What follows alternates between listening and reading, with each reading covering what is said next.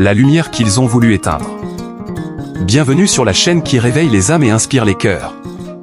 Notre mission est inspirée à croire en toi, à te relever, et à tirer une leçon de chaque épreuve. Abonne-toi et entre dans un univers où chaque mot te pousse à devenir meilleur. Marietou était une jeune fille brillante, polie et d'une intelligence rare. Depuis sa petite enfance, elle faisait la fierté de sa famille. Chaque année, ses bulletins scolaires portaient la même phrase en bas. Élève sérieuse, disciplinée et très intelligente. Son père, fonctionnaire de l'État, venait d'être muté dans une autre région du pays. La famille fit ses bagages, laissant derrière elle la ville où Marietou avait grandi. Nouvelle maison, nouveau quartier, et surtout, nouvelle école. Dès la première semaine, sa présence se fit remarquer. Toujours assise au premier rang, concentrée, souriante, elle répondait à presque toutes les questions des professeurs.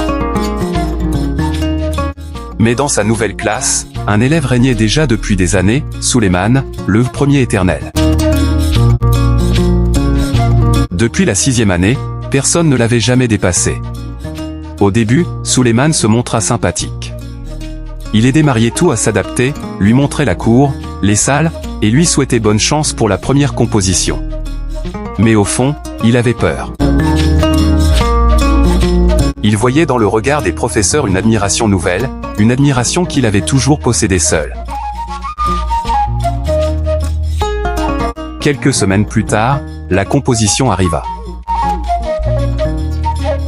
Le verdict tomba, Marietou, première de la classe avec 18,52 de moyenne.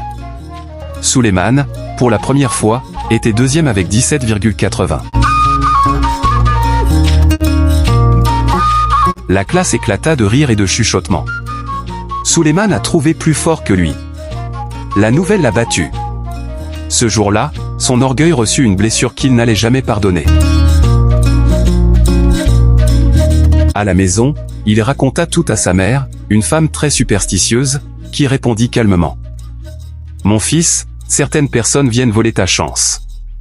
Ne la laisse pas te dépasser. » Souleymane, influencé, prit un chemin sombre. Les années passèrent.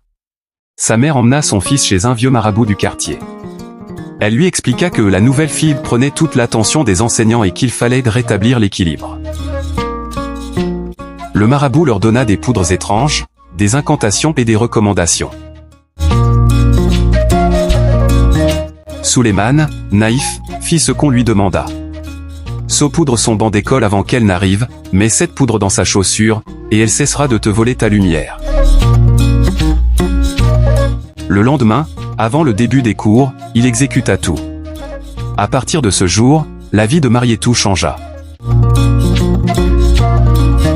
Sans raison, elle commença à tomber malade, à oublier ses leçons, à dormir en classe. Son regard devint vide, sa mémoire s'effaçait. Les professeurs s'inquiétaient. Son père l'emmena chez plusieurs médecins, aucun ne trouva la cause. Les années passèrent.